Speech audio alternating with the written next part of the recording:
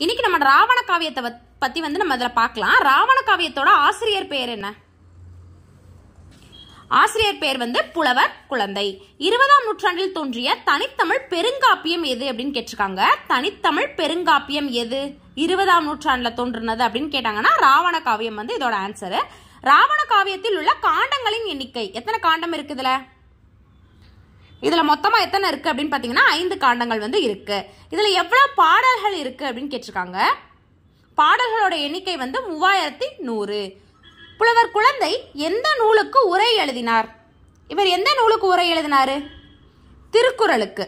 யாரோட வேண்டுகோளுக்கு இணங்க புலவர் குழந்தை வந்து 25 நாட்கள்ல வந்து திருக்குறளுக்கு வந்து உரை எழுதினார் அப்படின்னு கேட்டிருக்காங்க. யாருடைய வேண்டுகோள்?